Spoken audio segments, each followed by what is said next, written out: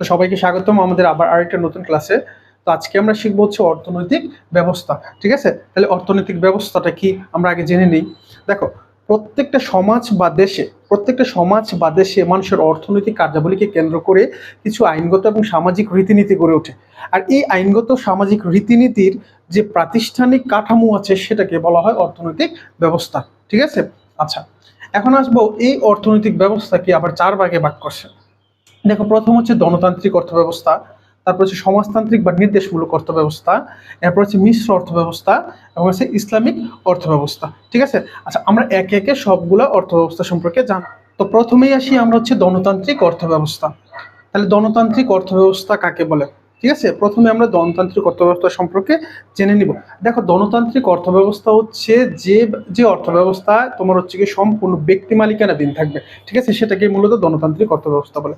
তাহলে আমরা একটু সংজ্ঞা যদি দিই, তাহলে যে অর্থব্যবস্থায় উৎপাদনের সকল উপকরণ ব্যক্তি মালিকাধীন থাকে এবং অবাধ প্রতিযোগিতার মাধ্যমে বাজার কার্যক্রম পরিচালিত হয় তাকে গণতান্ত্রিক অর্থব্যবস্থা বলে। ঠিক আছে, আচ্ছা, এখন আমরা গণতান্ত্রিক অর্থব্যবস্থার বৈশিষ্ট্যগুলো সম্পর্কে জানবো। ঠিক আছে, তাহলে গণতান্ত্রিক অর্থব্যবস্থার কি কি বৈশিষ্ট্য রয়েছে দেখো। প্রথমে হচ্ছে সম্পদের ব্যক্তি মালিকানা। প্রথমে সংজ্ঞাতেই আমরা পাইছি যে সম্পদ কোথা থাকে, সম্পদ সকল কিছু থাকে কি গণতান্ত্রিক অর্থব্যবস্থা ব্যক্তি মালিকানাধীন থাকে। ঠিক আছে, অর্থাৎ এখানে চাইলে ব্যক্তি কি করতে পারে, সম্পদ কমাইতে পারে আবার বাড়াইতেও পারে। তাহলে ব্যক্তি মালিকাধীন হচ্ছে তোমার লগে সম্পদ থাকে। এরপর হচ্ছে একক উদ্যোগ। দেখো, গণতান্ত্রিক অর্থব্যবস্থায় কি করে, একজন উদ্যোক্তা কি করতে পারে, নিজের উদ্যোগে কি করে সে সকল কার্যক্রম উৎপাদন কার্যক্রম পরিচালনা করে। অর্থাৎ হচ্ছে তোমার লগে এককভাবে সে সকল উদ্যোগ গ্রহণ করতে পারে এবং এককভাবে সকল উদ্যোগ কি করে গণতান্ত্রিক অর্থব্যবস্থায় গ্রহণ করা হয়। এরপর আছে তোমার হলো গিয়া মুনাফা অর্জন। গণতান্ত্রিক অর্থব্যবস্থার মূল বৈশিষ্ট্য হচ্ছে মুনাফা অর্জন। মুনাফা অর্জনের জন্য গণতান্ত্রিক অর্থব্যবস্থায় মানুষ কি করে, উদ্যোক্তারা উৎপাদন কার্যে নিয়োগ করে। ঠিক আছে, আচ্ছা, এরপর আছে পুঁজিপতি এবং সমাজ শ্রেণীর অস্তিত্ব। দেখো, গণতান্ত্রিক অর্থব্যবস্থা কি হয়, তোমার হচ্ছে গিয়ে যখন যারা কি করে উৎপাদন কাজে যারা ইনভেস্ট করে তারা মালিক শ্রেণী হয়ে যায়, তারা হয়ে যায় পুঁজিপতি, এবং যারা এইখানে কি করে কাজ করে তারা হচ্ছে শ্রমিক শ্রেণী হয়ে যায়। তার মানে একটা সমাজে কি হয়, তোমার হলো গিয়া পুঁজিপতি এবং শ্রমিক শ্রেণী, মানুষের মধ্যে দুইটা শ্রেণীর অস্তিত্ব আমরা লক্ষ্য করতে পাই, অর্থাৎ ধনী বা পুঁজিপতি শ্রেণী এবং তোমার হচ্ছে গিয়ে শ্রমিক শ্রেণী। ঠিক আছে, আচ্ছা, এরপর হচ্ছে ভোক্তার সার্বভৌমত্ব। এখানে দেখো, গণতান্ত্রিক অর্থব্যবস্থা এটা হচ্ছে একটা পজিটিভ দিক, যেটা কি করতে পারে, ভোক্তা চাইলে সে কি করতে পারে, তার ইচ্ছা মতো পণ্য বিক্রয় করতে পারে, ইচ্ছা মতন দামে সে কি করতে পারে, পণ্য ভোগ করতে পারে। আচ্ছা, এরপরে আছে তোমার হলো অবাধ প্রতিযোগিতা। দেখো, গণতান্ত্রিক অর্থব্যবস্থা হচ্ছে অবাধ প্রতিযোগিতার মাধ্যমে বাজার কি হয়, তোমার পরিচালিত হয়। ঠিক আছে, অর্থাৎ যখন একজন বিক্রেতা যখন হচ্ছে বাজারে কিছু প্রোডাক্ট নিয়ে যায় গণতান্ত্রিক অর্থব্যবস্থা, তখন ক্রেতা কি করে, সে প্রোডাক্টটা ক্রয় করতে যায়। এখন সে কি করে, বিক্রেতা একটা দাম বলবে এবং ক্রেতা একটা দাম বলবে। এখন বিক্রেতা যদি কোনো একটা দ্রব্যের দাম ধরো 50 টাকা বললো, এখন যে ক্রেতা সে কি করলো যে না, বসে বললো যে না, আমি কি করব না, তোমার 50 টাকা দিব না, আমি হচ্ছে 30 টাকায় দিব। কত টাকা দিব? 30 টাকায় দিব। ঠিক আছে, তখন সেটাকে বলা হয় যে তোমার হলো গিয়া, দেখো সে কি করলো যে বিক্রেতা বললো যে না, আমি 30 টাকা বিক্রি করবো না, তুমি আমাকে 40 টাকা দাও। ঠিক আছে, তখন সে কি করলো যে না, আমি তোমাকে 40 টাকা দিব না, আমি তোমাকে 35 টাকা দিব। ঠিক আছে, তখন বিক্রেতা কি করলো, 35 টাকায় তার প্রোডাক্টটা সেল করলো বা বিক্রি করলো। এই যে তোমার হলো গিয়ে একটা প্রতিযোগিতা, সেটাকে বলা হয় অবাধ প্রতিযোগিতা। ঠিক আছে, তাহলে গণতান্ত্রিক অর্থব্যবস্থা এটাও আরেকটা প্রধান বৈশিষ্ট্য। দেখো, তারপর হচ্ছে সমাজের শ্রেণী বিভাগ। সমাজে কি শ্রেণী বিভাগ, দেখো, গণতান্ত্রিক অর্থব্যবস্থা একটু আগে আমরা যখন আলোচনা করেছি পুঁজিপতি ও শ্রমিক শ্রেণীর উৎপত্তি হয়। দেখুন, যারা হচ্ছে তোমার কি করে, পুঁজিপতিরা কি করে, তোমার হচ্ছে গিয়া মালিক শ্রেণী হয়ে যায় এবং হচ্ছে তারা হচ্ছে মানে তোমার উৎপাদন কার্যে ক্রিয়া করে বা শ্রম দেয়, তাদের হচ্ছে শ্রমিক শ্রেণী বা তোমার হচ্ছে গিয়া মজুর শ্রেণীতে রূপ নেয়। অর্থাৎ সমাজে কি হয়, দুইটা শ্রেণী তৈরি হয়, যেখানে পুঁজিপতি এবং শ্রমিক শ্রেণী দুইটা আলাদা শ্রেণীতে রূপান্তরিত হয়ে যায়। ঠিক আছে, তারপর আছে তোমার স্বয়ংক্রিয় দাম ব্যবস্থা। স্বয়ংক্রিয় দাম ব্যবস্থাটা আমরা একটা রেখাচিত্রের মাধ্যমে দেখি। দেখো, একটা চিত্রের মাধ্যমে দেখি স্বয়ংক্রিয় দাম ব্যবস্থা। হ্যাঁ, আমি এগুলো মুছে দিচ্ছি। আমরা সবকিছু মুছে দিচ্ছি। এখন আমরা সবকিছু মুছে দিলাম। হ্যাঁ, আচ্ছা, এখন হচ্ছে স্বয়ংক্রিয় দাম ব্যবস্থা।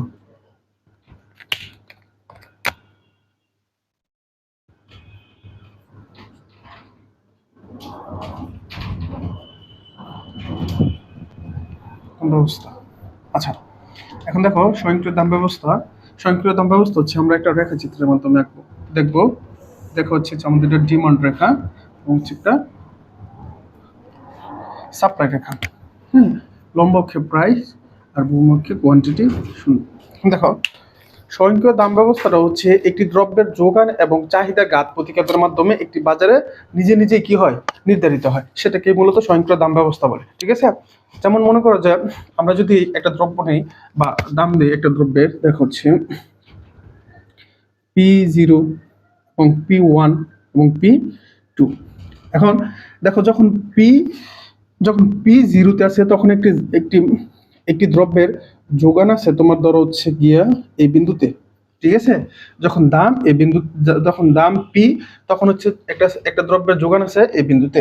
এখন কি হবে, যখন একটি দ্রব্যের দাম কম কম থাকবে, ঠিক আছে, ধরো একটা দ্রব্যের যোগানও কম দামও কম, তখন কি হবে, ওই দ্রব্যের চাহিদাটা বেড়ে যাবে। তখন চাহিদা বেড়ে যাবে, কি করবে, তখন ধরো হচ্ছে চাহিদা আমাদের কি হয়ে যাবে, তোমার চাহিদা চলে আসবে হচ্ছে তোমার লোকে বি বিন্দুতে। কথা বুঝছো?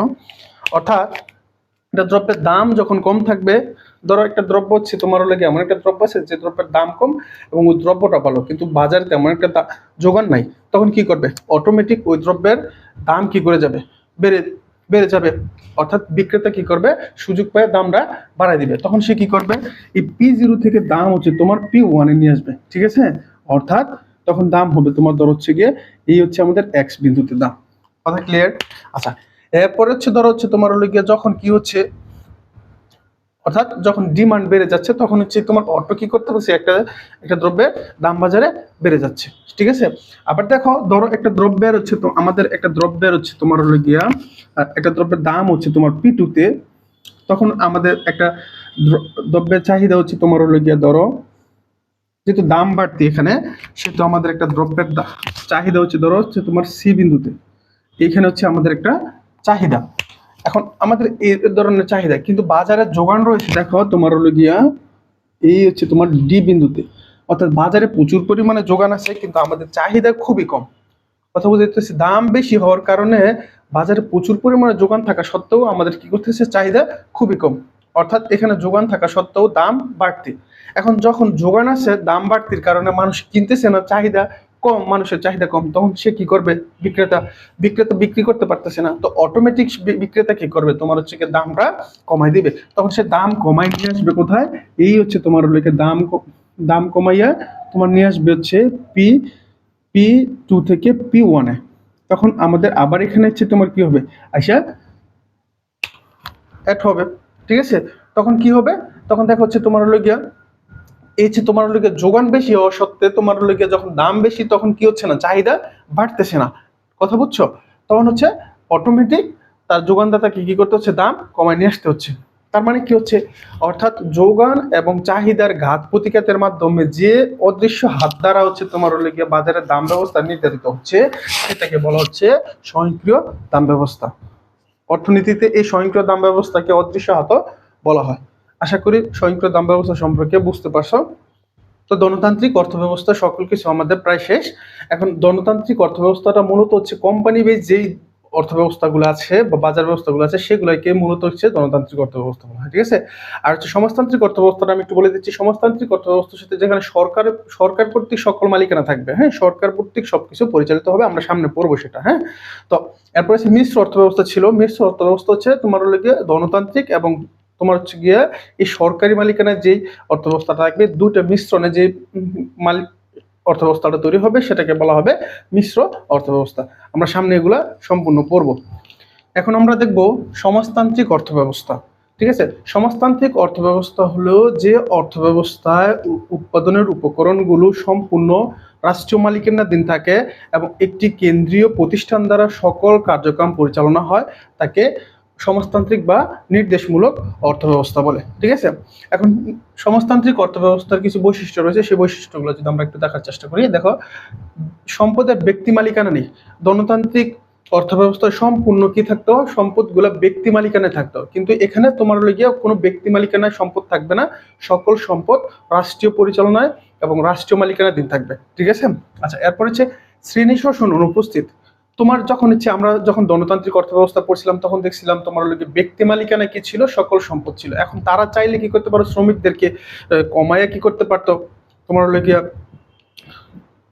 অনেক তোমার হচ্ছে গিয়ে শ্রম নিয়ে তোমার হলে তাদেরকে কম পরিমাণে তোমার পারিশ্রমিক দিতে পারতো। হ্যাঁ, তারা ওইখানে কি করে তোমাদের নিজেদের ইচ্ছা মতন শ্রমিকদের হচ্ছে তোমার হলে গিয়ে মজুরি নির্ধারণ করে। তো সেখানে হচ্ছে তোমার শ্রমিকদের কি করা হয়, তোমার নির্যাতন করা হয়, অর্থাৎ একটা শ্রেণীকে তারা কি করে, তারা হচ্ছে জিম্মি করে শোষণ করে। কিন্তু এইখানে তোমার হলে গিয়ে এই শ্রেণী শোষণটা নাই, ঠিক আছে। এখানে সরকার কর্তৃক সকল কিছু কি করে দেয়, নির্ধারিত করে দেয়।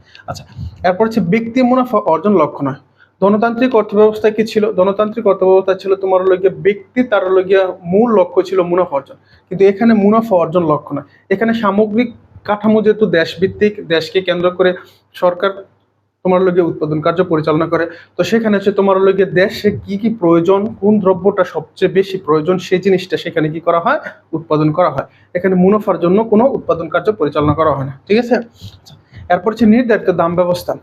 সরকার তোমার হচ্ছে যেহেতু সরকার সকল পণ্য উৎপাদন করে, সেহেতু সরকার কি করে, একটা জনগণের তোমার লগে চাহিদা এবং হচ্ছে তোমার লগে তাদের কন্ডিশন অবস্থা বুঝে তারা একটা দাম নির্ধারিত করে দেয়। এখানে একটা নির্ধারিত দাম থাকে, যেই দামে সবাইকে এই পণ্যটা ক্রয় করতে হয়।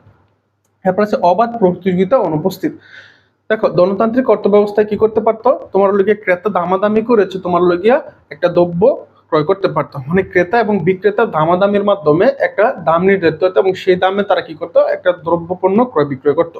কিন্তু এখানে এই প্রতিযোগিতাটা অনুপস্থিত, অর্থাৎ এখানে সরকার তোমাকে একটা দাম নির্ধারণ করতে দিবে, ওই দামে তোমাকে কিনতে হবে। এখানে তুমি কি করতে পারবে না, কোনো প্রতিযোগিতা করতে পারবে না।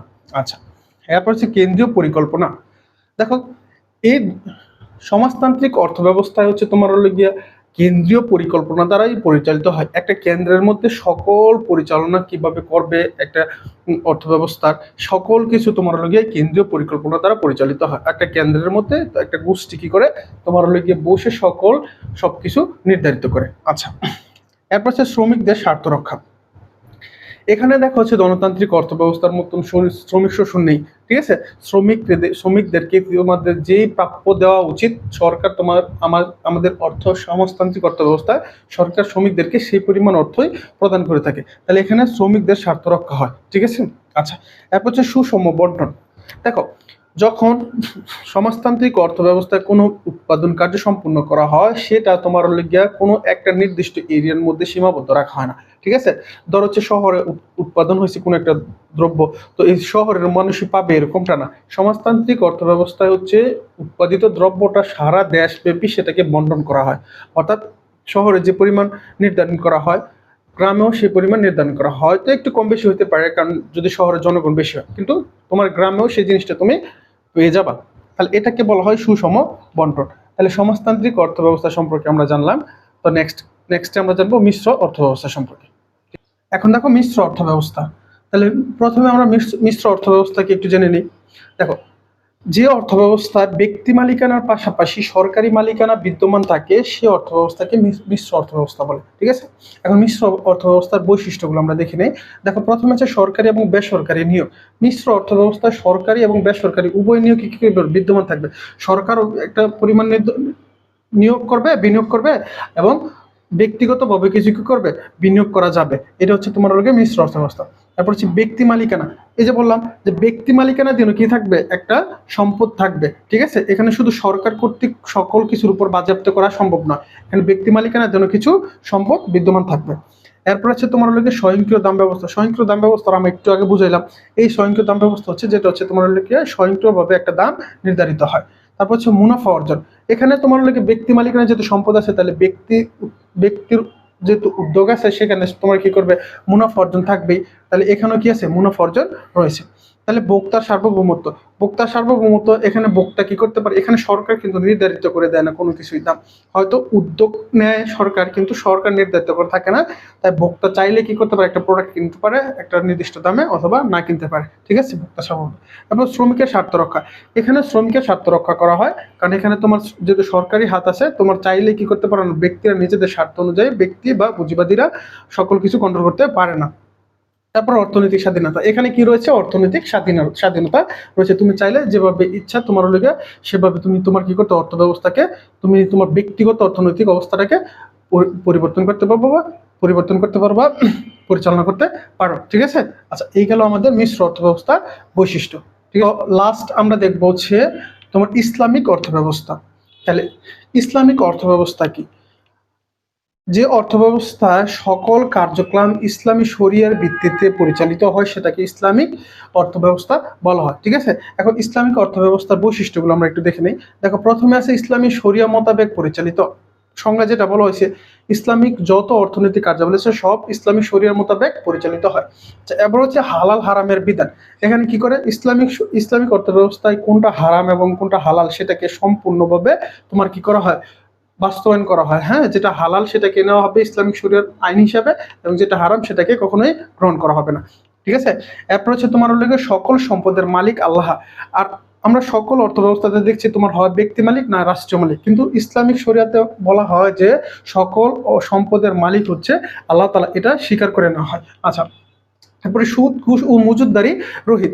তোমার দেখা যাচ্ছে তোমার লেগে ইসলামিক অর্থব্যবস্থায় এই সুদ কখনোই সাপোর্ট করে না, ঘুষ কখনোই সাপোর্ট করে না, এবং মজুদদারি কি করে, রহিত করার সম্পূর্ণ তারা চেষ্টা করে। এই অর্থব্যবস্থায় মজুদদারিকে সম্পূর্ণ, ঘুষ মজুদদারি রহিত এগুলো সম্পূর্ণকে কি বলে, দণ্ডনীয় অপরাধ বলে গণ্য করা হয়। আচ্ছা, এরপর আছে তোমার লেগে সম্পদের বন্টন।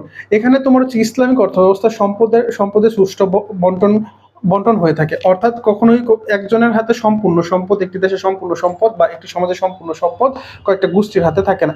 এই সম্পদ সকল সমাজের সমস্ত মানুষের কাছে কি থাকে, সমানভাবে বন্টন করা এই ইসলামী অর্থব্যবস্থার একটা বৈশিষ্ট্য। এরপর হচ্ছে দেখো, অপচয় বিলাসী কে কি করে না, সমর্থন করে না। অপচয় বা বিলাসিতাকে এই অর্থব্যবস্থায় সমর্থন করে না। কোনো একটা তুমি অতিরিক্ত কিছু নিয়ে অপচয় করবা, সেটা এই ইসলামিক অর্থব্যবস্থায় সেটা গ্রহণযোগ্য নয়। আচ্ছা, তারপর হচ্ছে উত্তরাধিকার আইন বাস্তবায়ন। উত্তরাধিকার আইন হচ্ছে তোমার লাগে বাবার সম্পত্তি উত্তরাধিকার আইন হিসেবে তোমার হচ্ছে গিয়া এই সন্তানরা কিভাবে পাবে, ছেলে এবং মেয়েরা কিভাবে পাবে, সেই আইনকে কি করে অর্থব্যবস্থায় সেটা বাস্তবায়ন করে। আচ্ছা, কর্জে হাসনার প্রবর্তন।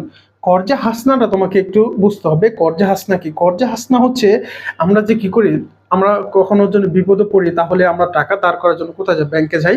ব্যাংকে কি করি, আমরা সুদ সহ কি করি, টাকা লেনদেন করি। ঠিক না? কর্জে হাসনা হচ্ছে তোমার হলো গিয়ে সুদ ব্যতীত মানুষকে সাহায্য করার উদ্দেশ্যে কি করতে হবে, তোমাকে এই ধার দিতে হবে। ঠিক আছে, হাওলাত দিতে হবে বা টাকা কি করতে হবে, ধার দিতে হবে। সেটাকে বলা হয় কর্জে হাসনা।